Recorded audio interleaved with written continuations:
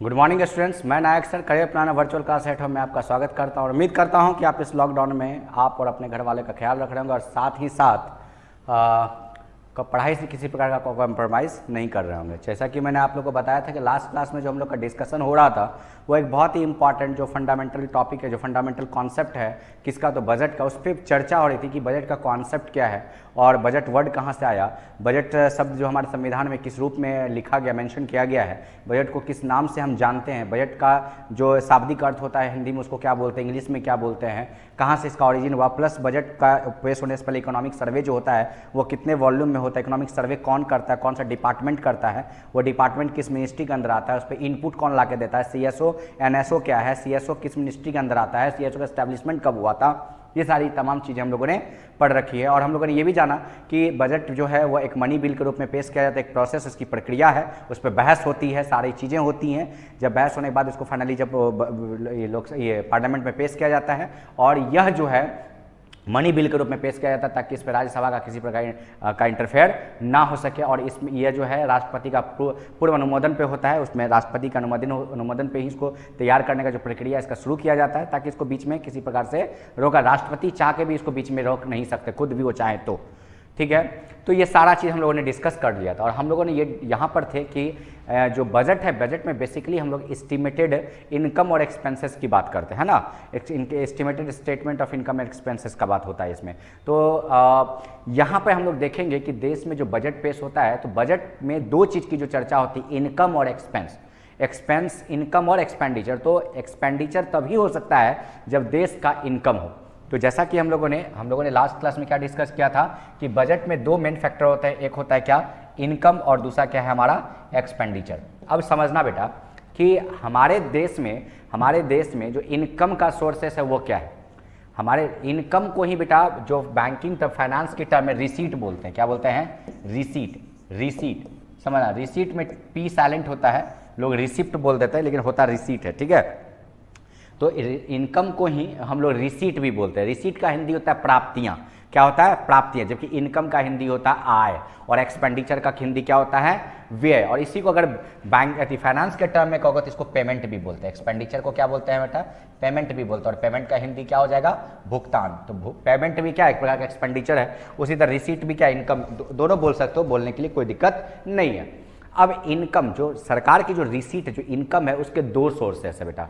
क्या है? दो सोर्सेस है। एक दो सोर्सेस में क्या आता है, तो पहले हम लोग हमारे बजट में इनकम की बात कर लेंगे, तब जाकर के हम लोग एक्सपेंडिचर की बात करेंगे। जब ये दो चीज समझ में आ जाएगा ना, तो समझ लो कि आपका 95% बजट का कॉन्सेप्ट आ जाएगा, क्योंकि इसी दो चीजों में ही सारा बजट छिपा हुआ है। उसके बाद मात्र खाली एक कंक्लूजन बचेगा और हिस्ट्री ऑफ बजट बचेगा। तो मेन चीज यहीं से शुरू होता है। तो समझिएगा कि बजट में दो भाग, एक क्या है, इनकम और एक्सपेंडिचर। और इनकम को हम लोग क्या बोलते हैं? रिसीट। और यहीं पर देखना है कि जब हम इनकम की चर्चा करते हैं हमारे देश में, बजट में जब इनकम की बात करते हैं, तो पहला अगर हम इनकम उठाते हैं तो देश का इनकम, हमारे गवर्नमेंट का जो इनकम है, जो रेवेन्यू का जो सोर्स है, जो वो क्या है, दो तरीके से इनकम करती है। एक है हमारा रेवेन्यू रिसीट, एक हमारा क्या है, रेवेन्यू रिसीट,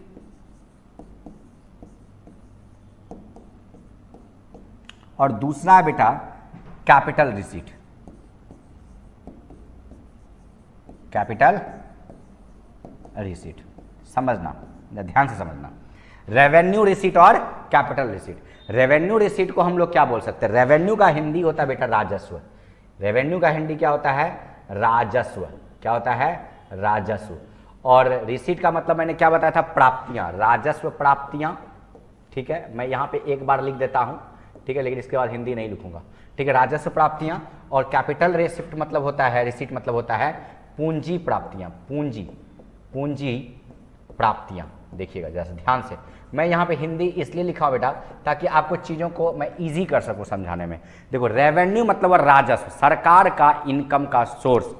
देखो बेटा, रेवेन्यू रिसीट होगा क्या, अगर इसको टर्म में समझना हो तो कैसे हम इसको याद रख सकते हैं? रेवेन्यू मतलब होता है राजस्व, सरकार का इनकम का एक ऐसा सोर्स। रेवेन्यू रिसीट सरकार के इनकम का एक ऐसा सोर्स है बेटा जिस इनकम, ध्यान समझिएगा, जिस इनकम के ऊपर कोई लायबिलिटी ना हो, कोई लायबिलिटी मैटर ना करती हो। जैसे सपोज मान लीजिए आपका इनकम टैक्स, जैसे टैक्स क्या है? टैक्स। आप जो सरकार को टैक्स देते हो तो क्या वो पैसा फिर आपको लौटाती है? नहीं लौटाती है। मतलब सरकार के इनकम का एक ऐसा सोर्स जिस इनकम के ऊपर कोई सरकार का कोई लायबिलिटी वर्क ना करता, कोई लायबिलिटी नहीं रह जाती हो, तो ऐसे रिसीट को क्या बोलेंगे? ऐसे इनकम को क्या बोलेंगे? रेवेन्यू रिसीट बोलेंगे। क्या बोलेंगे? रेवेन्यू रिसीट बोलेंगे। ध्यान से सुनिएगा बेटा, मैं फिर से बोल देता हूं कि इनकम को मैंने दो भाग में बांटा, सरकार की इनकम को मैंने दो भागों में बांटा, एक रेवेन्यू रिसीट, दूसरा है कैपिटल रिसीट। रेवेन्यू रिसीट ऐसे कि हिंदी को बोलते हैं राजस्व प्राप्तियां, जिसको सरकार की इनकम का एक ऐसा सोर्स, फिर से समझना, सरकार की इनकम का एक ऐसा सोर्स जिस इनकम के ऊपर कोई लायबिलिटी वर्क ना करती, लौटाने की कोई रिस्पॉन्सिबिलिटी ना हो, तो वो क्या है? वो रेवेन्यू रिसीट है। जिसमें क्या हो सकता है? अगर रेवेन्यू रिसीट की बात करें तो रेवेन्यू रिसीट में क्या रख सकते हो? सोचो कि अगर रेवेन्यू रिसीट की बात की जाए तो रेवेन्यू रिसीट में तुम क्या रख सकते हो? तो एक टैक्स रेवेन्यू रख सकते हो, एक नॉन टैक्स रेवेन्यू, क्योंकि मैंने क्या बताया कि सरकार का टैक्स कलेक्शन जो होता है वो बेसिकली रेवेन्यू रिसीट का सोर्स होता है। तो एक क्या हो जाएगा बेटा? टैक्स रेवेन्यू, एक हो जाएगा नॉन टैक्स रेवेन्यू। एक क्या हो जाएगा बेटा? टैक्स रेवेन्यू, और एक दूसरा क्या हो जाएगा? Non tax revenue. समझना जरा सा, एक हो जाएगा हमारा टैक्स रेवेन्यू, क्या हो जाएगा? टैक्स रेवेन्यू, और दूसरा हो जाएगा बेटा non tax revenue, non tax revenue, जिसको हम बोल सकते हैं अदर सोर्सेस। इसको हम लोग क्या बोल सकते हैं? अदर सोर्सेस भी बोल सकते हैं। ये भी समझना जरा सा क्या है। अब एक बात बताओ बेटा, टैक्स रेवेन्यू का मतलब क्या है? एक सरकार का इनकम का एक ऐसा सोर्स जो सिर्फ टैक्स कलेक्शन से हो रहा हो। क्या हो? टैक्स कलेक्शन से हो रहा हो। एक बात बताओ, हमारे देश में जो टैक्स का नेचर है, जो टैक्स का जो मोड है, वो दो ही है, एक डायरेक्ट टैक्स है और क्या है? दूसरा इनडायरेक्ट टैक्स है। तो इसका मतलब तो ये तो तय हो गया ना बेटा, मैंने अभी आपको क्या बताया, सरकार के इनकम का एक ऐसा सोर्स रेवेन्यू रिसीट में आएगा जो जिसके ऊपर कोई लायबिलिटी वर्क ना करता है, कोई लायबिलिटी जिम्मेदारी ना हो सरकार को, कि जैसे आप टैक्स देते हो तो क्या फिर सरकार तो दोबारा पैसा आपको लौटाने नहीं जाती है, नहीं भैया आपका पैसा हम लिए थे अगला साल, है पिछला ले लिए। टीडीएस अलग चीज है बेटा, टैक्स डिडक्टेड एट सोर्सेस वो अलग चीज है। अभी इसको मतलब सर हम टीडीएस कटवाए थे तो सरकार तो लौटा दिया, वो अलग चीज है, लेकिन हम बात कर रहे हैं पूरे ओवरऑल टैक्सेस की। तो सिंपल सी बात याद रखिएगा, रेवेन्यू रिसीट में सरकार टैक्स, अगर रेवेन्यू में टैक्स को हम इंक्लूड करते हैं, टैक्स अगर रेवेन्यू रिसीट का पार्ट है सरकार के इनकम में से, तो सिंपल सी बात है टैक्स तो दो, टैक्स का मोड क्या है? दो है, एक है डायरेक्ट टैक्स का, दो ही टाइप है ना बेटा, एक डायरेक्ट टैक्स और एक इनडायरेक्ट टैक्स है। मतलब इंडियन टैक्स एक्ट 1961 याद रखिए बेटा, इंडियन टैक्स एक्ट याद रखिएगा। ये टैक्सेशन की चर्चा किसमें की गई है बेटा? तो इंडियन टैक्स एक्ट याद रखिए, बहुत इंपॉर्टेंट एक्ट है Indian tax act, Indian tax act 1961, ये ना है Indian tax act 1960, Indian tax act 1961 के तहत टैक्स के दो मोड है, टैक्स को दो भागों में बांटा गया है, और वो कौन कौन है बेटा? एक डायरेक्ट टैक्स और एक इनडायरेक्ट टैक्स। तो अगर टैक्सेशन जो है, टैक्स रेवेन्यू जो है, अगर रेवेन्यू रिसीट का पार्ट है, तो इतना तो तय है कि इस टैक्स रेवेन्यू में दोनों टैक्स आ जाएगा बेटा, डायरेक्ट टैक्स भी आ जाएगा हमारा और इनडायरेक्ट टैक्स भी आ जाएगा। आएगा कि नहीं आएगा बताओ, हाँ या ना? डायरेक्ट टैक्स भी आएगा और इनडायरेक्ट टैक्स भी आएगा, आएगा कि नहीं आएगा? बिल्कुल, जैसा आप सोच रहे हैं वो बिल्कुल सही है, दोनों आएगा, इनडायरेक्ट टैक्स भी आएगा और डायरेक्ट टैक्स भी आएगा और इनडायरेक्ट टैक्स भी आएगा। डायरेक्ट टैक्स का हिंदी होता है प्रत्यक्ष कर और इनडायरेक्ट टैक्स का हिंदी होता है अप्रत्यक्ष कर। ठीक है, देखो कुछ चीजों की हिंदी बहुत जौड़ी हो जाती है, क्योंकि जब हिंदी में जब उसको आप बोलते हो ना तो समझाने की जरूरत नहीं पड़ती, वो ऑटोमेटिक वो अंडरस्टूड हो जाता है। तो देखो कैसे मैं यहां बता रहा हूं कि इंडियन टैक्स एक्ट 1961 के तहत, कई बार पूछा जाता है इंडियन टैक्स एक्ट टैक्स कौन सा एक्ट कौन सा है, तो इंडियन टैक्स एक्ट के तहत टैक्स को दो भागों में बांटा गया, एक डायरेक्ट टैक्स और एक इनडायरेक्ट टैक्स, और ये दोनों टैक्स के जो सोर्सेस हैं वो सरकार के टैक्स रेवेन्यू में आता है, जो कि रेवेन्यू रिसीट का एक पार्ट है। क्लियर है? अब देखो यहां पे जो डायरेक्ट टैक्स मैंने लिखा है, यहां पे क्वेश्चन भी आता है कई बार, मैंने क्या बोला कि पूरे बजट सेक्शन से लगभग 70 से 80 क्वेश्चन पूछे जाते हैं। ठीक है, तो डायरेक्ट टैक्स से क्वेश्चन आता है कि डायरेक्ट टैक्स का रेगुलेटर बॉडी कौन है, डायरेक्ट टैक्स कौन सा डिपार्टमेंट है इसको रेगुलेट करती है? तो याद रखिएगा, तो डायरेक्ट इसके लिए बनाता है CBDT।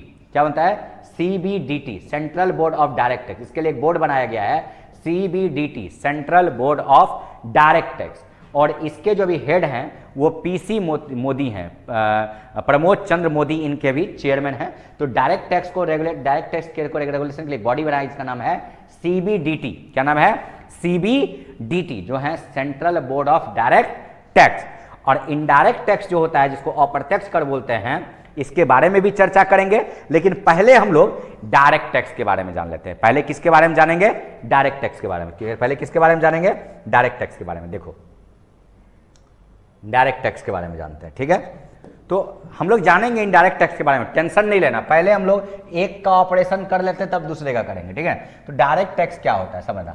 डायरेक्ट टैक्स को समझने का बहुत लोगों को कंफ्यूजन होता है कि इनडायरेक्ट टैक्स क्या होगा सर और डायरेक्ट टैक्स क्या होगा सर, बड़ा कंफ्यूजन होता है। तो एक लाइन में समझ लो बेटा, एकदम देहाती, एकदम सड़ा हुआ भाषा में हम तुमको समझा रहे हैं कि जिस टैक्स के पेमेंट में आप डायरेक्टली इन्वॉल्व हो, आपका इन्वॉल्वमेंट जो है प्राइम फैक्टर है, तो आपका जो वो टैक्स का जो मोड होगा वो क्या हो जाएगा? डायरेक्ट टैक्स हो जाएगा। मतलब जिसमें आप डायरेक्टली इन्वॉल्व हो, मतलब लग भी आप पर रहा है और पेमेंट भी आप ही कर रहे हो, मतलब लगने वाला बॉडी भी आपका और देने वाला भी बॉडी आप हो। तो ऐसे टैक्स को हम क्या बोलेंगे बेटा जी?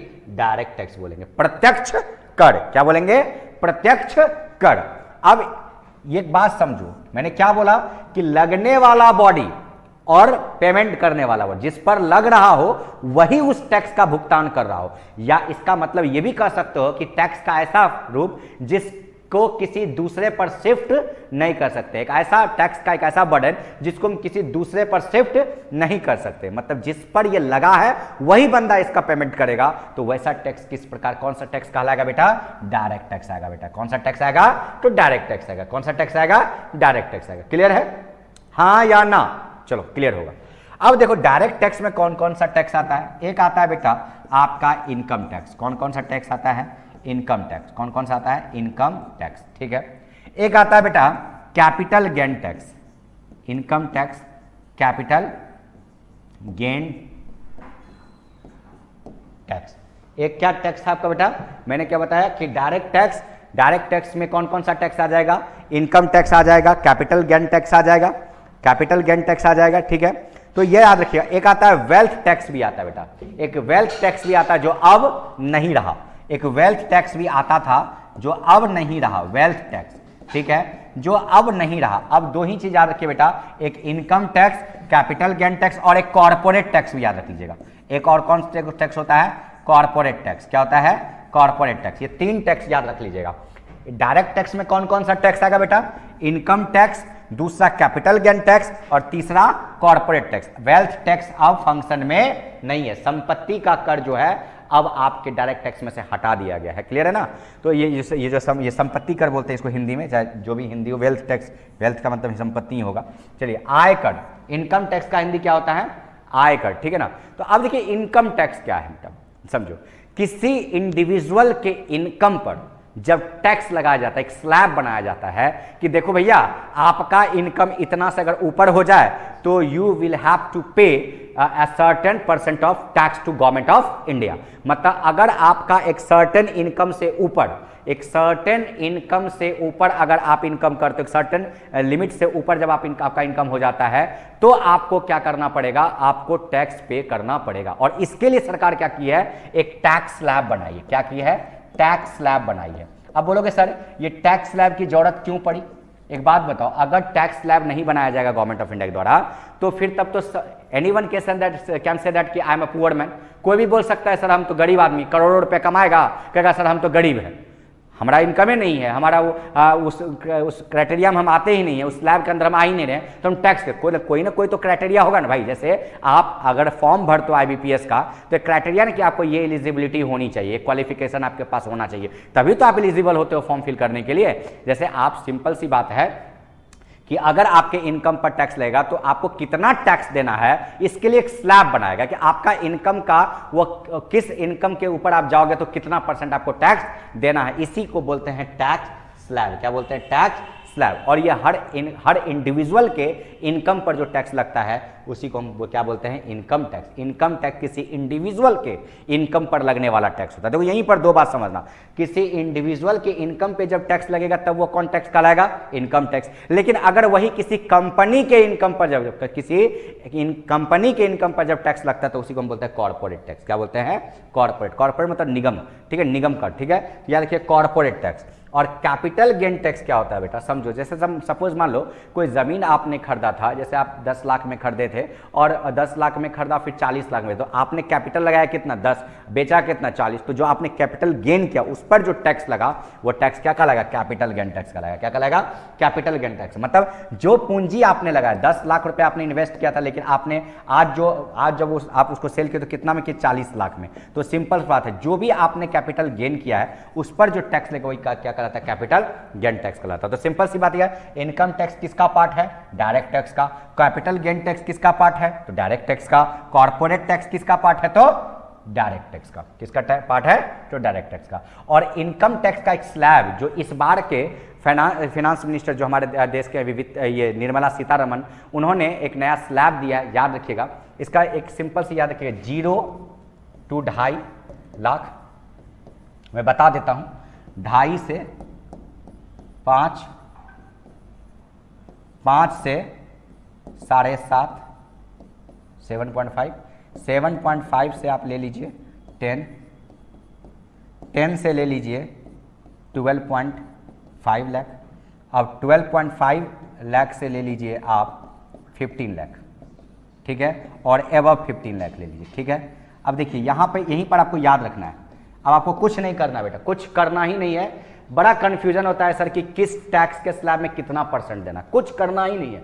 देखो यहाँ पे देखो कितना का है, 2.5 लाख का ना, 2.5 ना, या 2.5 बार 0 से 2.5, 2.5 से 5, 2.5 का अंतर आ रहा है। और इधर ले लो 0%, 5%, 10%, 15%, 20%, 25% और 30%। देखो इधर 2.5 लाख बढ़ाते जाओ, इधर 5% बढ़ाते जाओ, याद रहेगा, भूलोगे ही नहीं।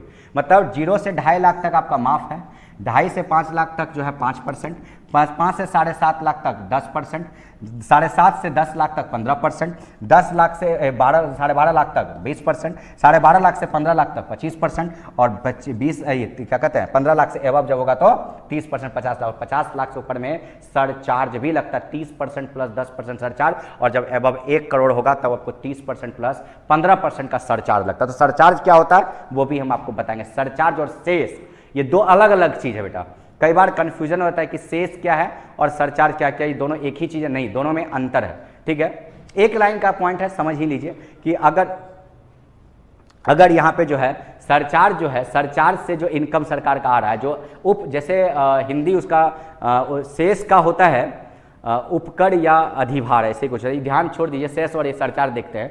सरचार्ज क्या होता है कि जैसे मान लीजिए आपका टैक्स 30%, जैसे मान लीजिए 30% जो लगा, अगर इसके ऊपर 10% सरचार्ज की बात अगर मैं कर रहा हूं तो इसका मतलब है कि जो आपका टैक्स निकला, आपको सपोज मान लीजिए अगर एग्जांपल के तौर पर अगर 1 लाख का 30% कितना 30,000, तो इसी 30,000 पे 10% लगेगा। ऐसा नहीं कि आप 30% इधर हो गया, 10% इधर हो गया, टोटल 40% एक के बार कैलकुलेट करके निकाल दीजिए, तो देखिए तो अंतर आ जाएगा। 1 लाख का 40% कितना हो जाएगा, 40,000 रुपया, और अगर ऐसे निकालते हैं तो कितना निकलेगा, 1 लाख का 30% मतलब 30,000, और 30,000 का 10% बराबर कितना 3,000, तो 33,000 रुपया देना पड़ा। और ऐसे अगर जोड़िएगा तो कितना देना पड़ेगा, 40,000 रुपया, है ना बेटा। तो अंतर है कि नहीं है, अंतर है ना। तो 30 और 10 40 ये गलत तरीका होता है, लेकिन आपके टैक्स मतलब टैक्स के ऊपर टैक्स, मतलब ये आपका अधिभार हो गया, क्या हो गया, अधिभार हो गया, एक प्रकार का अधिभार। तो सरचार्ज का हिंदी क्या हो जाएगा, अधिभार हो जाएगा। मतलब एक टैक्स लगा और टैक्स के ऊपर आपको एक टैक्स देना पड़ेगा, क्या कहलाएगा आपका जो 10%, वही हो गया एक्स्ट्रा। तो सिंपल सी बात, हमेशा जो टैक्स होगा उसी अमाउंट पे 10% सरचार्ज देना है। ऐसा नहीं कि आप टोटल में जोड़ दीजिएगा, फिर आपका उसका जो वैल्यू ही गड़बड़ा जाएगा।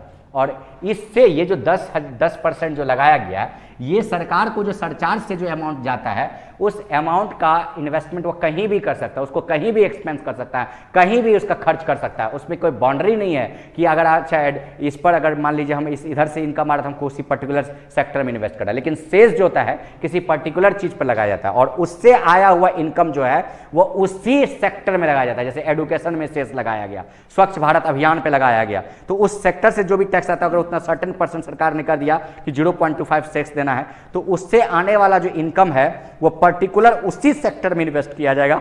जबकि सरचार्ज से आने वाला इनकम जो है वो सरकार कहीं भी डेवलपमेंट के रूप में इस पैसे को लगा सकती है। यहाँ तक क्लियर है? तो याद रखिए स्लैब, याद रखिएगा नया वाला स्लैब है। तो ये निर्मला सीतारमण के द्वारा दिया गया, जो हमारे देश के वर्तमान वित्त मंत्री हैं। तो यहाँ तो ये क्लियर हो गया, टैक्स डायरेक्ट टैक्स में आ गया income tax, capital gain tax और कॉर्पोरेट, यही 3 टैक्स आपको याद रखना है, वेल्थ टैक्स अब नहीं रह गया। अब देखिए, अब समझना है क्या कि इनडायरेक्ट टैक्स क्या है, यहीं पर समझना है कि सर इनडायरेक्ट टैक्स क्या होगा, जरा समझिएगा। एक बार फ्रेश लिख दूं क्या, यहाँ बहुत ज़्यादा गड़बड़ा गया, तो फ्रेश लिख देता हूँ। इनडायरेक्ट टैक्स क्या होता है?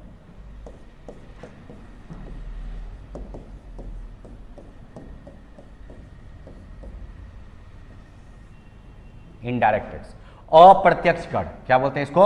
अप्रत्यक्ष कर। देखो टैक्स का 2 ही फॉर्म मैंने बताया, एक डायरेक्ट टैक्स और दूसरा इनडायरेक्ट टैक्स। डायरेक्ट टैक्स में क्या बोला था मैंने कि आप अपने बर्डन को किसी दूसरे पर शिफ्ट नहीं कर सकते हैं, मतलब लगा भी आप पर और आपने पेमेंट भी आप ही को करना पड़ा, कोई दूसरा इन्वॉल्व नहीं हुआ। लेकिन इनडायरेक्ट टैक्स में क्या होता है ना, बड़ा विचित्र चीज है, इसको इनडायरेक्टली देखा जाए तो पेमेंट आप ही को करना पड़ा, आप ही इसमें इन्वॉल्व होते, लेकिन ये डायरेक्ट वे में आप नहीं होते। जैसे सिंपल सा, आप सिनेमा हॉल अगर आप जाते होंगे तो सिनेमा हॉल का जब टिकट लेते होंगे तो आपको एक एंटरटेनमेंट टैक्स लगता है, वो क्या एक प्रकार का इनडायरेक्ट टैक्स है, ठीक है। लगा किस पे? वो सिनेमा, लेकिन उसने क्या किया, वो टैक्स का जो बर्डन है वो आपके टिकट में ऐड कर दिया, और आपने क्या किया, उसका पेमेंट किया। मतलब इनडायरेक्टली रूप से आप नहीं, मतलब आप उस हॉल वाले ने क्या किया, अपने टैक्स का जो बर्डन है वो आप पे शिफ्ट कर दिया। तो मतलब इनडायरेक्टली जो है आप ही को पे करना पड़ा, लेकिन डायरेक्ट आप पे नहीं किए, तो ऐसा टैक्स क्या कहलाएगा? इनडायरेक्ट टैक्स कहलाएगा। मतलब जिस टैक्स को दूसरे पर शिफ्ट किया जा सके, जैसे आपके सिनेमा हॉल वाले पे लगा, लेकिन उसने क्या किया, उस टैक्स के स्लैब, उस टैक्स को क्या कर दिया, आपके टिकट में ऐड कर दिया, और पेमेंट क्या कर दिया, वो आपसे ले लिया, और वो पेमेंट लेकर के क्या कि सरकार को भुगतान कर दिया। तो इनडायरेक्टली वे में दिया किसने? आप ही ना, सिनेमा हॉल वाला तो नहीं है ना दिया। तो सिंपल सी बात है कि इंटरटेनमेंट टैक्स भी इसका एक बेस्ट एग्जांपल है। मनोरंजन कर बोलते हैं आप उसको, तो इंटरटेनमेंट टैक्स भी क्या है, इनडायरेक्ट टैक्स का पार्ट है। देखो बेटा, बहुत सारे ऐसे टैक्स, जैसे एक्साइज ड्यूटी है, वो भी एक टैक्स है, सेल टैक्स है, वो सारा इनडायरेक्ट टैक्स का पार्ट होता है। जैसे इनडायरेक्ट टैक्स में क्या होता है, जिसमें टैक्स के बर्डन को आप दूसरे पर शिफ्ट कर सकते हो, टैक्स के बर्डन को किसी दूसरे पर आप शिफ्ट कर सकते हो। लेकिन याद रहे बेटा, एक बात याद है, मैंने क्या बताया, शिफ्ट कर जरूर सकते हो, लेकिन पेमेंट इनडायरेक्ट वे में आप ही को करना है, कोई फिर और कोई अदर बॉडी इसमें इन्वॉल्व नहीं होगा। बस फर्क इतना है कि डायरेक्टली आप इन्वॉल्व नहीं होगे। दूसरा चीज क्या है कि इनडायरेक्ट टैक्स में एक बात याद रखिएगा, इनडायरेक्ट टैक्स का जो रेगुलेटर बॉडी होता है, जो रेगुलेट करता है, इसको बोलते हैं सीबीआईसी। ये भी इंडियन टैक्स एक्ट में ही आता है। 2 पार्ट हैं, डायरेक्ट टैक्स और इनडायरेक्ट टैक्स, लेकिन इसको रेगुलेट जो करेगा वो सीबीआईसी करेगा। पहले इसका नाम था बेटा CBEC, central board of excise and custom duty बोला जाता है, लेकिन अब क्या बोला जाता है, central board of indirect tax and custom. E को हटा दिया गया, पहले क्या था इसका नाम, ई सीबीईसी था, ई को हटा करके आई रख दिया गया, मतलब central board of indirect tax and custom. क्या नाम याद रहेगा? तो याद रखिएगा, लिखने की जरूरत नहीं पड़ेगी हमको, central board of indirect tax and custom, ठीक है। तो ई हट के क्या लग गया, आई। और इसके जो अभी हैं वो हैं अजीत कुमार हैं इसके चेयरमैन, जो कि सीबीआईसी के, ठीक है। तो ये चेंज होता रहता है, जब भी एग्जाम हॉल में जब जाइए आप, तो चेयरमैन एटलीस्ट सबका देख लीजिए कि कौन बदले हैं कौन नहीं बदले हैं, ठीक है। अक्सर जो रिसेंटली चेयरमैन का बदलाव होता है, जो बदलते हैं, उन्हीं के बारे में एग्जाम में पूछा जाता है, जो लास्ट 6 मंथ के अंदर रहा हो बैंकिंग के एग्जाम में। लेकिन अगर एसएससी की बात करें, सीएचएसएल सीजीएल की बात करें, तो कभी भी पूछ सकता है, 1 साल पुराना क्वेश्चन भी पूछ सकता है, इसमें कोई बहुत बड़ी बात नहीं है। लेकिन इनडायरेक्ट टैक्स में जब बात करते हैं, तो जैसे एक्साइज ड्यूटी हो गया, पहले एक सेल टैक्स आता था, सेल टैक्स हो गया, इंटरटेनमेंट टैक्स हो गया, सब चीज़, ये एक्साइज ड्यूटी, सेल टैक्स है, ये वैट भी किसका पार्ट था, इनडायरेक्ट टैक्स का, तो ये भी खत्म। जहां पर जीएसटी आ गया वहां पर वैट खत्म, लेकिन जहां जीएसटी नहीं है वहां पर आज भी, जहां पे जीएसटी नहीं है, जहां जीएसटी आ गया वहां पे वैट खत्म, लेकिन जहां जीएसटी नहीं है वहां वैट आज भी एप्लीकेबल है। तो जब जीएसटी का कॉन्सेप्ट आया तो ये सारा टैक्स का जो सिस्टम, बहुत सारे टैक्सेस जो हैं वो क्या कर दिए गए, खत्म कर दिए गए। अब ये इनडायरेक्ट टैक्स में जो है आपका एक्साइज ड्यूटी कुछ जगह पे, और आपका जो है एक जीएसटी रह गया है, मेन जो है आपका सेल टैक्स अब खत्म हो गया, इंटरटेनमेंट टैक्स आज भी है। तो ये सारा चीज़ जो है आपका ये इम्पोजेबल होता है, टैक्स को इम्पोज किया जाता है या तो इनडायरेक्ट टैक्स के रूप में या तो डायरेक्ट टैक्स के रूप में। तो यहाँ पे जो सबसे इंपॉर्टेंट है वो है आपका जीएसटी। वो क्या है, जीएसटी। ये अपने आप में एक बहुत बड़ा टॉपिक है, क्योंकि जब जीएसटी आया तो सारे टैक्स, जो इनडायरेक्ट टैक्स जो है वो खत्म, लगभग जो है, लगभग, कि मैंने नहीं बोल रहा हूँ कि पूरा का पूरा टैक्स, इनडायरेक्ट टैक्स का स्लैब खत्म कर, लेकिन मैक्सिमम टैक्सेस जो है वो खत्म कर दिए गए। इसका मेन रीजन क्या था, जीएसटी को लाने के पीछे रीजन क्या था और जीएसटी के आने में इतना दिन क्यों लगा। 17 साल का सफर तय किया इस जीएसटी ने और तब जाकर के यह पास हुआ और एक कानून के रूप में इसको लाया गया। 1 जुलाई 2017 से ये इम्प्लीमेंट किया, 1 जुलाई 2017 से ये क्या पूरी तरह से लागू हो गया। लेकिन ये जो सफर तय किया बहुत ही विवादों से गुजरा, बहुत कारण है इसके पीछे। ऐसा इसलिए क्योंकि जीएसटी जो है एक इनडायरेक्ट टैक्स का पार्ट है। इसके बारे में हम लोग पढ़ते हैं अभी तुरंत, थोड़ा देर पहले, थोड़ा देर बाद पढ़ेंगे, लेकिन जान लीजिए कि जीएसटी जो है इनडायरेक्ट टैक्स का पार्ट है। और चूंकि स्टेट गवर्नमेंट को सबसे ज्यादा रेवेन्यू का जो कलेक्शन होता है वो इनडायरेक्ट टैक्स से होता है। किससे होता है? इनडायरेक्ट टैक्स से होता है। और जो इनडायरेक्ट टैक्स जब जीएसटी जब आने वाला था तो ये बात तय हो गई कि जो स्टेट गवर्नमेंट का जो टैक्स कलेक्शन है वो क्या हो जाएगा? कम हो जाएगा। रेवेन्यू के जो सोर्सेस हैं वो क्या हो जाएंगे? कम हो जाएंगे। जब रेवेन्यू का सोर्स कम हो जाएगा तो भैया ये स्टेट गवर्नमेंट के लिए कैसे फेवरेबल है? उसको कहाँ से वो अपने डेवलपमेंट का काम करेगा? उसके लिए वो जो है रेवेन्यू कहाँ से जनरेट करेगा? तो ये एक बहुत बड़ा मैटर था। तो इसलिए जीएसटी को लागू होने में राज्य सरकार के द्वारा इतना विरोध किया गया, इसका बहुत ज्यादा विरोध हुआ। लेकिन 2017 में ये जाकर के लास्ट फाइनली ये क्या हो गया? लागू कर दिया गया। लेकिन सबसे बड़ी बात है कि इस जीएसटी में ऐसी क्या क्या बातें हैं, तो हम लोग देखते हैं जीएसटी में एक एक पॉइंट को। तो हम लोग डायरेक्ट टैक्स देख लिए, इनडायरेक्ट टैक्स में मैंने क्या बोला, बहुत बड़ा पार्ट है, ठीक है। अभी भी देखो हम लोगों ने बजट का इंट्रोडक्शन शुरू किया, लेकिन चूंकि टैक्स इसी का पार्ट है तो इसलिए टैक्स को भी पढ़ना होगा। क्लियर है? बजट तो पेश हो गया, लेकिन बजट में किसकी बात हो रही है? इनकम और एक्सपेंडिचर की। और एक्सपेंडिचर को भी हमने होल्ड कर दिया। अभी हम बात कर रहे हैं किसकी? इनकम की। किसकी बात कर रहे हैं? इनकम की। अब देखो इनकम में हम लोगों ने क्या देखा कि हम लोगों इनकम में क्या देखा कि रेवेन्यू रिसीट और कैपिटल रिसीट। और रेवेन्यू रिसीट में हमने क्या देखा? एक टैक्स रेवेन्यू और एक नॉन टैक्स रेवेन्यू। टैक्स में दो टैक्स देखा। कौन कौन सा टैक्स भैया? तो डायरेक्ट टैक्स और एक इनडायरेक्ट टैक्स। डायरेक्ट टैक्स और एक इनडायरेक्ट टैक्स। अब देखो यहां पे जीएसटी जो है, जीएसटी भी किसका पार्ट है बेटा? तो इनडायरेक्ट टैक्स का पार्ट है। किसका पार्ट है? तो इनडायरेक्ट टैक्स का पार्ट है। तो जीएसटी को हम रख देते हैं, एक टॉपिक पढ़ लेंगे जीएसटी नाम से, नहीं तो ये टॉपिक बहुत बड़ा हो जाएगा, बहुत बड़ा हो जाएगा, जिसका ओर छोड़ नहीं रहेगा। तो एक काम करेंगे कि जीएसटी के टॉपिक को हम लोग जब बजट का टॉपिक खत्म कर देंगे तो एक स्पेशली 25 से 30 मिनट का एक टॉपिक है जो जीएसटी का है सिर्फ, तो उसमें हम लोग जीएसटी को पढ़ लेंगे। यहां तक क्लियर है? तो हमने क्या देखा कि टैक्स, यहां देखिए हमने क्या देखा कि अगर हम लोग की बात किया जाए तो हम लोगों ने जो देखा है अभी, हाँ, तो हम लोगों ने क्या देखा कि भैया टैक्स को बजट में इनकम और एक्सपेंडिचर की बात करते हैं, और इनकम और एक्सपेंडिचर को जो है दो भागों में बांटा गया। कौन दो भागों में बांटा गया? तो भी देख लीजिए, जिसकी चर्चा हम लोगों ने कर लिया है। एक रेवेन्यू रिसीट और दूसरा कैपिटल रिसीट। इनकम को दो भागों में बांटा, रेवेन्यू रिसीट और कैपिटल रिसीट। रेवेन्यू रिसीट के दो भाग, टैक्स रेवेन्यू और non tax revenue. Tax revenue तक हम लोग चर्चा कर लिए, जिसमें हम लोगों ने डायरेक्ट टैक्स की चर्चा की और इनडायरेक्ट टैक्स की चर्चा की। अब आता है कि सर जिसमें डायरेक्ट टैक्स में क्या क्या आता है वो भी देख लिया, इनडायरेक्ट टैक्स में क्या क्या आता है वो भी देख लिया, डायरेक्ट टैक्स किसको बोलेंगे वो भी देख लिया, इनडायरेक्ट टैक्स किसको बोलेंगे वो भी देख लिया। लेकिन अब जो हम लोग का आता है वो है कि नॉन टैक्स रेवेन्यू क्या होता है। ये नॉन टैक्स रेवेन्यू क्या होता है सर, जरा सा बताइए। नॉन टैक्स रेवेन्यू क्या होता है, समझना बेटा। टैक्स मतलब तो कर, रेवेन्यू मतलब राजस्व, ठीक है ना। लेकिन नॉन मतलब वो टैक्स का रूप ना हो, सरकार के इनकम का एक ऐसा सोर्स जो टैक्स के कलेक्शन का एक पार्ट ना हो, बल्कि एक अदर सोर्सेस हो। जैसे एग्जांपल में आप ले सकते हैं फाइन, जैसे आपका चालान कटता है ना भैया, तो वो भी गवर्नमेंट का क्या है? एक अदर सोर्सेस है। जैसे आप जुर्माना, जैसे आप ट्रैफिक में जाते हो, फाइन कटता है, चालान कटता है, फाइन जो है आपको लिया जाता है, तो वो भी रसीद काट के, तो वो भी क्या है? सरकार के ट्रेजरी में वो पैसा जमा होता है। लेकिन ऐसा नहीं है बेटा कि आप चाहोगे कि वो ये पुलिस के पॉकेट में चल जाता है, लोग कहते हैं पुलिस ले लिया, ऐसा नहीं है। वो भी एक सरकार के रेवेन्यू का एक सोर्स है। लेकिन यह सोर्स जो है नॉन टैक्स में आता है, मतलब गैर कर आय प्राप्तियां, ये गैर कर प्राप्तियां, मतलब ये टैक्स का पार्ट नहीं, लेकिन फिर भी सरकार का रेवेन्यू का एक सोर्स है, जिसमें फाइन आ जाएगा, चालान आ जाएगा और रिसीट आ जाएगा। जो भी रिसीट आपका कटता है वो सारा रिसीट किसमें, जैसे पासपोर्ट ऑफिस में रिसीट सब जो होता है वो सारा किसका आ जाएगा? नॉन टैक्स रेवेन्यू का एक पार्ट हो जाएगा।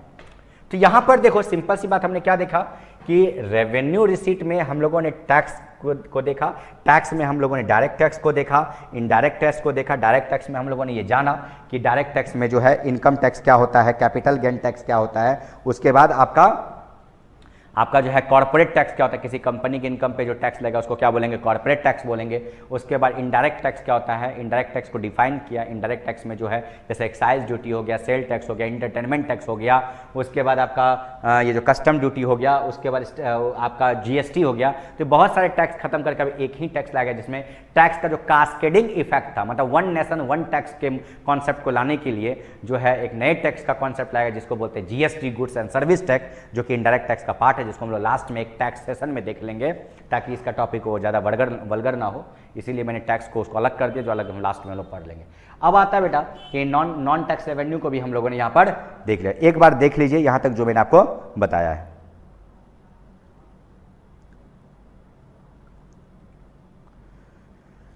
चलिए यहाँ तक क्लियर है।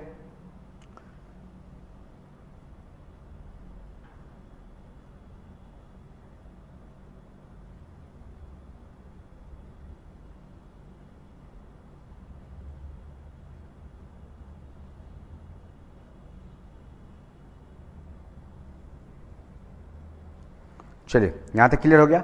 अब एक मैंने क्या बताया था, रेवेन्यू रिसीट हो गया और कैपिटल रिसीट। कैपिटल मतलब पूंजी प्राप्तियां, क्या है, पूंजी प्राप्तियां, मतलब सरकार के इनकम का एक ऐसा सोर्स जिसके ऊपर लायबिलिटी है, क्या है, सरकार के ऊपर क्या लायबिलिटी, एक पूंजी प्राप्तियां, क्या है वो, पूंजी प्राप्तियां हैं। और इसको डिफाइन मतलब income of a government after investment such as interest from loan. जैसे सपोज मान लीजिए पहले वो निवेश किया, क्या किया, आपके पीछे निवेश किया, जैसे सरकार, जैसे आपको लोन दिया, जैसे ग्रांट एंड लोन है, एडवांसेस एंड लोन है, इस पर जो इंटरेस्ट आने वाला इंटरेस्ट जो है वह किसके अंदर आएगा, कैपिटल रिसीट के अंदर आएगा। मतलब पूंजी प्राप्तियां, मतलब सरकार ने पहले इन्वेस्ट किया फिर वहां से वो क्या क्या अर्न किया। जैसे आप सपोज मान लीजिए किसी को भी आप पैसा देते हो तो पहले अपना पूंजी लगाते हो, फिर उससे ब्याज कमाते हो, तो सिंपल सी बात है बेटा, इंटरेस्ट फ्रॉम लोन ये किसके अंदर आ जाएगा, मतलब कैपिटल रिसीट के अंदर है। क्या आ जाएगा, कैपिटल रिसीट के अंदर जाएगा, कैपिटल रिसीट के अंदर जाएगा, किसके अंदर आ जाएगा, कैपिटल रिसीट के अंदर आ जाएगा। तो ये याद रखिएगा। तो ये एक रेवेन्यू रिसीट हो गया, दूसरा आपका कैपिटल रिसीट हो गया। रेवेन्यू रिसीट में हमने आपको क्या बताया कि राजस्व प्राप्तियां, मतलब सरकार के इनकम का एक ऐसा सोर्स जिसके ऊपर कोई लायबिलिटी डिपेंड नहीं करती, कोई वर्क नहीं करता। लेकिन यहाँ पे क्या है, सरकार के इनकम का एक ऐसा जिसमें लायबिलिटी फंक्शन करती है। जैसे समझिएगा कि अगर आप यहाँ पे अगर इन्वेस्ट तभी होगा, जैसे इन्वेस्टमेंट कब होगा, जब पहले इन्वेस्टमेंट होगा।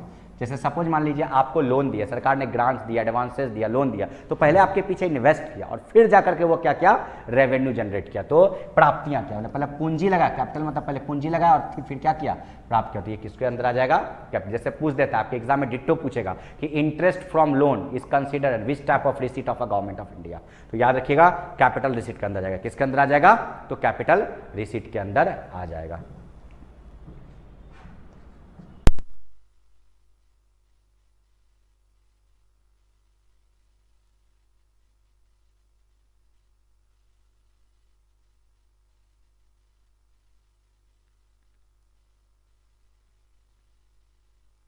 चलिए हम लोगों ने यहाँ तक देख लिया कि कैपिटल रिसीट क्या है, रेवेन्यू रिसीट क्या है, ठीक है। तो अब यहाँ पे देखना है कि सरकार का इनकम तो हमने कर लिया, लेकिन क्या सरकार अपने इनकम को कैसे स्टोर करती। सरकार का इनकम तो हो गया, सरकार का इनकम हो गया। अब इनकम जो हुआ है, जैसे आप जब कमाते हो तो उसको कहीं ना कहीं तो होल्ड करते हो, कहीं ना कहीं तो पार्क करते हो ना। ऐसा नहीं ना कि कमाते हो वहीं पर रास्ते में खर्च कर दो, ऐसा तो नहीं होता होगा।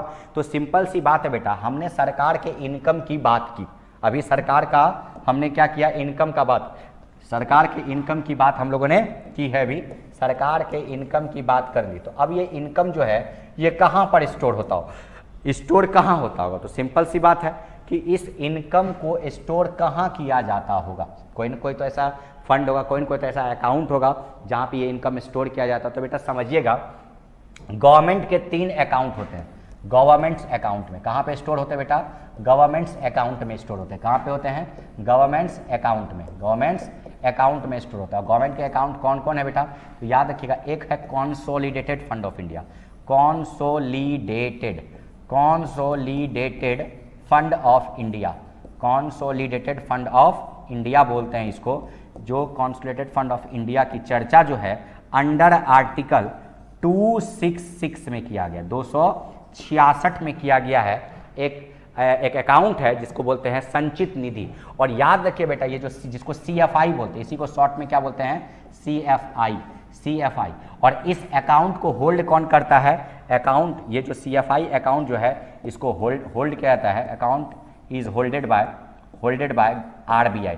तो यहाँ पे तो RBI के पास ये भारत सरकार का एक अकाउंट होता है जहाँ पे सरकार की जितनी भी रेवेन्यू है, जितना भी सरकार का इनकम रिसीट है वो सारा यहाँ पे आके स्टोर होता है, चाहे वो टैक्स रेवेन्यू हो, चाहे वो नॉन टैक्स रेवेन्यू, चाहे वो रेवेन्यू रिसीट का इनके से आ रहा हुआ सोर्सेस हो, चाहे वो कैपिटल रिसीट से आ रहा हुआ सोर्स हो, सारा इनकम आकर के कहाँ स्टोर होता है, इसी CFI अकाउंट में होता है बेटा। और इसी CFI अकाउंट की चर्चा अंडर आर्टिकल 266 में की गई है। और ये अकाउंट किसके द्वारा होल्ड किया जाता है, कहाँ पे होल्ड किया जाता है, RBI के पास। क्यों? क्योंकि भारत सरकार का बैंक कौन है, RBI। भारत सरकार का बैंक कौन है, तो RBI है। लेकिन जानते हो बेटा RBI के पास होल्ड तो होता है, लेकिन RBI भी इस पैसे को विड्रॉ नहीं कर सकता। जो बजट जो बनता है, जो एक्सपेंसेस की बातें जो होती हैं वो इसी फंड से होता है, इसी फंड से पैसे को निकाल करके जो एलोकेट किया जाता है। तो ये कैसे होता है, सिंपल सा बात समझना। अकाउंट में तो जाके स्टोर हो गया CFI अकाउंट में, लेकिन इस अकाउंट से पैसा निकालने के लिए ये जरूरी है कि पार्लियामेंट का अप्रूवल होना चाहिए बेटा। समझना इस चीज को कि हमारा सारा सरकार का इनकम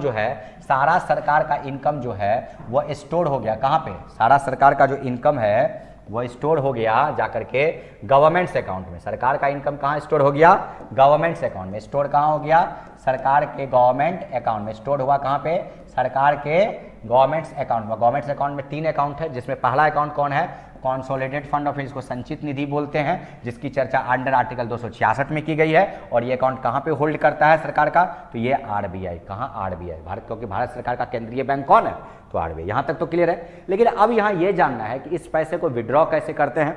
तो जब भी कॉन्सोलिडेटेड फंड ऑफ इंडिया से जब पैसा निकालना हो तो इसमें क्या है, समझना बेटा कि एक बात बताओ बेटा कि सारा पैसा इसमें, सारा इनकम सरकार का इसमें स्टोर हुआ ना, तो इसका मतलब है कि इसमें फंड क्या है, इसमें अमाउंट जो है क्या है, बहुत ह्यूज है। इसमें जो है अमाउंट क्या है, अमाउंट, क्योंकि सारा इनकम जो है सरकार का इसी अकाउंट में, तो अमाउंट क्या है, ह्यूज है ना, बहुत ज्यादा अमाउंट है। मतलब इतना ज्यादा अमाउंट है कि कोई दिक्कत नहीं है। लेकिन एक कंडीशन, ये पॉजिटिव चीज है, ये कॉन्सोलिडेटेड फंड ऑफ इंडिया की एक पॉजिटिव चीज क्या है कि सरकार का पूरा रेवेन्यू इसी में स्टोर है, तो निश्चित है कि फंड बहुत है, बहुत पैसा है, सारा अमाउंट यहीं पे जमा है। लेकिन इसका निगेटिव पॉइंट क्या है बेटा कि without approval of parliament, without approval of parliament,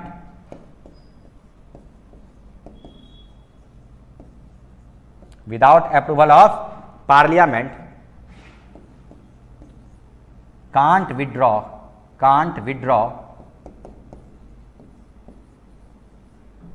a penny of coins। मतलब पार्लियामेंट के अप्रूवल के बिना सिक्का का एक टुकड़ा भी इससे नहीं निकाला जा सकता है। समझो, पैसा बहुत है, इतना पैसा है कि कोई दिक्कत नहीं, इसी से एलोकेशंस होंगे, सारे चीज होंगे, लेकिन पार्लियामेंट के विदाउट अप्रूवल ऑफ पार्लियामेंट के अप्रूवल के बिना इससे पैसा विड्रॉ नहीं किया जा सकता। तो भैया अब जब नहीं किया जा सकता, विड्रॉ नहीं कर सकते हैं, तो क्या करना पड़ेगा। अच्छा, एक बात तो आप लोग को पता होगा, आप लोग को ये तो पता होगा बेटा कि जब पार्लियामेंट का अप्रूवल लेने के लिए क्या जरूरत है कि संसद का जो है सत्र में हो। और आपको लोग को पता होगा कि 3 ही सेशन होता है, जो होता है विंटर सेशन, समर सेशन और एक होता है मानसून, है ना। तो ये तीनों 20-20 दिन का होता है। विंटर सेशन भी 20 दिन का, समर सेशन भी 20 दिन का, और मानसून सेशन भी कितना दिन का, 20 दिन का। टोटल जोड़ोगे तो कितना होगा, 60। बट टोटल साल में कितना दिन, 365 दिन। एक बात बता रहे हैं, तो 365 दिन में 60 ही दिन का जो है सत्र ओपन रहता है। मतलब जब पार्लियामेंट का सेशन जो ऑन रहता है वो कब रहता है, 20 दिन का विंटर, समर और मानसून, ये है ना, 3 सेशन होता है। लेकिन सपोज मान लो एग्जाम्पल, सेशन अगर सत्र पार्लियामेंट जो अगर सेशन में है, सत्र में है, तब तो कोई बात नहीं, पैसा विड्रॉ कर लिया जाएगा। लेकिन अगर मान लेते हैं कि पार्लियामेंट से ऑन मोड में नहीं है, सेशन में, सत्र में नहीं है, ठीक है, तब क्या होगा। तब क्या होगा? कोई तीनों में से कोई सेशन का मोड नहीं है, तब क्या होगा? उस स्थिति में कैसे पैसा विड्रॉ किया जाएगा? कहां से खर्च करेगी सरकार? मान लो भूकंप आ गया, बाढ़ आ गया, कोई ऐसी त्रासदी आ गई, कोई कैटास्ट्रॉफिक सिचुएशन हो गया, डिजास्टर्स आ गए, तब सरकार कहां से इन्वेस्ट करेगी, कहां से पैसा देगी? उसके लिए क्या करेगी फिर? तो सिंपल सा बात है बेटा, समझना कि कॉन्सोलिडेटेड फंड ऑफ इंडिया में पॉजिटिव चीज क्या है कि फंड बहुत है, अमाउंट बहुत है, ह्यूज है, लेकिन उसमें निगेटिव पॉइंट क्या है कि विदाउट अप्रूवल ऑफ पार्लियामेंट एक सिक्का जो होता है वो भी, एक सिक्का का टुकड़ा भी उससे निकाला नहीं जा सकता। और सिक्का टुकड़ा निकालने के लिए तभी लेवल है जब पार्लियामेंट का अप्रूवल हो। अगर पार्लियामेंट अगर सेशन में नहीं है तो भैया पैसा नहीं निकाल सकते। तो ऐसे सिचुएशन में क्या किया जाएगा? तो ऐसे सिचुएशन के लिए सरकार के पास एक और फंड होता है, एक और अकाउंट होता है बेटा, जिसको बोलते हैं कंटिजेंसी फंड ऑफ इंडिया। क्या बोलते हैं? Contingency fund of India, contingency fund of India. और इसको भी बोलते हैं CFI, इसको भी CFI बोलते हैं। कंसोलिडेटेड फंड ऑफ इंडिया को भी CFI और इसको भी CFI। लेकिन इसकी जो चर्चा की गई है ना बेटा, ये देखो, या समझ, ये अंडर आर्टिकल 267 में किया गया, 267 में इसकी चर्चा की गई है। मतलब कंटिजेंसी फंड ऑफ इंडिया, जिसको आकस्मिक निधि बोलते हैं, क्या बोलते हैं? आकस्मिक निधि बोलते हैं। इसमें आपका जो चर्चा किया गया संविधान के किस आर्टिकल में? अंडर आर्टिकल 267 में। लेकिन याद रखिए बेटा, समझना, इसमें क्या है, अगर डिजास्टर आ गया, अब पार्लियामेंट जो है वो सेशन में नहीं है, तो फिर वेट नहीं करेगा भाई, तब तक तो त्रासदी कहां से कहां पहुंच जाएगा, इंसान कितने मारे चले जाएंगे। तो क्या करता है सरकार? एक सर्टेन, जैसे 500 करोड़ जो है, एक लिमिट है, 500 करोड़ रुपया इसमें हमेशा मेंटेन करके रखना है। पहले 100 करोड़ था, लेकिन बार का 500 करोड़ हो गया है। तो कंटिजेंसी फंड में क्या है कि अमाउंट जो है आपको जो सर्टेन है उतना आपको मेंटेन हमेशा करके रखना है, जो कि वर्तमान अभी कितना है? 500 करोड़। कितना है? 500 करोड़। लेकिन एक बात याद रखिए बेटा कि इसमें अमाउंट 500 करोड़, तो सोचो तो बेटा, क्या ये 500 करोड़ अमाउंट बहुत ज्यादा है क्या? अगर केरला जैसा एक बाढ़ आ जाए तो ये 500 करोड़ को कहां दहा के ले चलेगा, पता चलेगा क्या? अगर उत्तराखंड जैसा एक त्रासदी अगर आ जाए जो, तो क्या ये 500 करोड़ कभी सफिशिएंट होगा क्या? सब एक बात बता रहा हूं, क्या अगर कोसी का जो हर साल सिचुएशन रहता है उसमें ये 500 करोड़ कुछ रोल निभाएगा क्या? नहीं निभाएगा। तो एक सिंपल सी बात है बेटा कि अमाउंट इसमें क्या है? बहुत कम है। निगेटिव चीज इसका क्या है कि अमाउंट इसमें बहुत कम है, बहुत कम अमाउंट है, मतलब बहुत ज्यादा अमाउंट नहीं है इसके अंदर। लेकिन इसका पॉजिटिव चीज क्या है बेटा? इसका पॉजिटिव ये चीज है कि विदाउट अप्रूवल ऑफ पार्लियामेंट, इसमें पार्लियामेंट के अप्रूवल की कोई जरूरत नहीं है। मतलब इसमें पार्लियामेंट की अप्रूवल की जरूरत नहीं है, पार्लियामेंट की अप्रूवल की जरूरत नहीं है, पार्लियामेंट के अप्रूवल की जरूरत नहीं है। मतलब कंटिजेंसी फंड जो है वह किसके नाम से होता है? राष्ट्रपति के नाम से होल्ड होता है। और इसमें जो होता है विड्रॉइंग पावर जो होता है प्रेसिडेंट को। लेकिन याद रखिएगा बेटा, प्रेसिडेंट इस अकाउंट को होल्ड करता है, लेकिन विड्रॉ पावर प्रेसिडेंट के पास नहीं होता है। प्रेसिडेंट होल्ड जरूर करते हैं इस अकाउंट को, लेकिन इसमें विड्रॉ पावर जो होता है फाइनेंस सेक्रेटरी का होता है। किसका होता है? एक IAS पदाधिकारी का होता है। किसका होता है? IAS पदाधिकारी का। लेकिन इससे पैसा निकलेगा कैसे? तो प्रधानमंत्री, जान लीजिए, प्रधानमंत्री जो है वो जाके बोलेंगे किस तरह से स्थिति होगी देश की, इससे पैसा विड्रॉ करना है, राष्ट्रपति इसकी अनुमति देंगे और फाइनेंस सेक्रेटरी जो है उस फंड से पैसे को क्या करेंगे? विड्रॉ करेंगे। क्या करेंगे? विड्रॉ करेंगे, जो कंटिजेंसी फंड ऑफ इंडिया का एक पार्ट है। तो याद रखिए, सरकार का इनकम जो बेसिकली होता है वो कंसोलिडेटेड फंड ऑफ इंडिया में स्टोर होता है, जहां से बजट में फंड जो है एलोकेट किए जाते हैं। याद रखिएगा ये बात को। तो आज जो है हम लोगों ने ये चीज़ों को देखा कि कंसोलिडेटेड फंड ऑफ, और एक और फंड होता है बेटा जिसको पब्लिक अकाउंट ऑफ इंडिया बोलते हैं, पब्लिक अकाउंट ऑफ इंडिया। इसकी भी चर्चा याद रखिए, जब इतना पढ़े हैं तो याद रखिए। इसमें देखिए कंसोलिडेटेड फंड ऑफ इंडिया में क्या था? पॉजिटिव चीज़ क्या था कि अमाउंट बहुत था, ह्यूज मात्रा में। लेकिन निगेटिव पॉइंट क्या था कि पार्लियामेंट के अप्रूवल के बिना पैसा विड्रॉ नहीं हो सकता है। उसके बाद एक नया सिस्टम लाया गया कंटिजेंसी। कंटिजेंसी में क्या है बेटा कि पॉजिटिव चीज़ क्या है कि पार्लियामेंट के अप्रूवल की जरूरत नहीं है, सत्र रहे या ना रहे कोई दिक्कत नहीं है, लेकिन पैसा ऐसे विड्रॉ हो सकता है, लेकिन अमाउंट बहुत मिनिमम है, मिनिमम अमाउंट है। तो क्या किया जाए? तो एक पब्लिक अकाउंट ऑफ इंडिया लाया गया जिसकी चर्चा जो है अंडर आर्टिकल 266 सब सेक्शन 2 में किया गया, 266 क्लॉज 2 में किया गया है इसकी चर्चा। तो याद रखिएगा, ये जो है किसी भी पब्लिक सेक्टर बैंक में इस अकाउंट को होल्ड किया जाता है, और इसके जो इंटाइटल्ड बॉडी होते हैं वो प्रेजेंट फाइनेंस मिनिस्टर होते हैं। कौन होते हैं? फिनांस में, तो ये हर बजट में ये तय होता है कि कौन इसको किस पब्लिक सेक्टर बैंक में ये होल्ड करे। इसी में जो NDRF है, नेशनल डिजास्टर रिस्पॉन्स फंड जो है, जितना भी यहाँ पे नाबार्ड फंड है, ये सारा फंड इसी से एलोकेट होता है। तो याद रखिएगा, ये सारा चीज़ मैंने आपको यहाँ तक आपको बताया है। इसके आगे की जानकारी, ये जो बहुत बड़ा टॉपिक है, इसके बाद जो हम लोग बजट में एक्सपेंडिचर की बात करेंगे। इनकम का बात हमने कर लिया, इनकम कितने प्रकार का होता है सरकार, ये रेवेन्यू रिसीट जो है, कैपिटल रिसीट क्या होता है ये भी देख लिया। रेवेन्यू रिसीट में टैक्स रेवेन्यू क्या होता है, नॉन टैक्स रेवेन्यू होता है, ये क्या होता है देख लिया। और ये सरकार का जो सारा इनकम है, चाहे वो रेवेन्यू रिसीट की बात कर रहे हैं, चाहे हम कैपिटल रिसीट की बात कर रहे हैं, वह कहाँ पे स्टोर होता है ये भी देख लिया। कॉन्सोलिडेटेड फंड ऑफ इंडिया क्या होता है ये देख लिया, किस आर्टिकल में होता है ये देख लिया। कंटिजेंसी फंड क्या होता है, पब्लिक अकाउंट ऑफ इंडिया क्या होता है, ये सारा चीज़ हम लोगों ने देख लिया। अब जो हम लोग का बात है, सरकार का इनकम भी करवा दिए, सरकार का इनकम स्टोर भी करवा दिए, सरकार के इनकम का पैसा निकालने का सोर्सेस वो तरीका भी बता दिए। तो अब है बात खर्च करने की, पेमेंट करने की, एक्सपेंस करने की। तो अब बात होगी एक्सपेंडिचर की। तो जो नेक्स्ट वीडियो में हम लोग देखेंगे कि सरकार का एक्सपेंडिचर कितने प्रकार का होता है, जो कि मैंने आपको पहले भी एक बात हिंट्स कर दिया था कि जो बजट में प्लान्ड और नॉन प्लान्ड एक्सपेंडिचर होता है, उसमें नॉन प्लान्ड का कॉन्सेप्ट अब खत्म कर दिया गया। तो इस चीज़ को हम लोग देखेंगे बखूबी बड़े पैमाने पर नेक्स्ट वीडियो में। तब तक के लिए मैं बस इतना ही कहूँगा कि इस वीडियो को अच्छे से देखिए, जहाँ डाउट हो वहाँ 2-3 बार समझने की कोशिश कीजिए। अगर ना समझ पाए तो आप मेरे व्हाट्सएप पे मैसेज कीजिए, मैं आपको बताऊँगा। और एक साथ साथ जो भी मैंने डायग्राम बताया, उस डायग्राम के सिस्टमैटिक सुनते जाइएगा और सिनॉप्सिस बनाते जाइएगा। हालांकि मैं PDF भी डाल दूंगा, घबराने की जरूरत नहीं है। हो सकता है बजट के शुरुआती क्लास में ही PDF चला जाए, या हो सकता है कि जो लास्ट सेशन होगा उसमें PDF, ये डिपेंड करेगा टेक्निकल हेड पर। ठीक है, तो तब तक के लिए धन्यवाद, बाय बाय।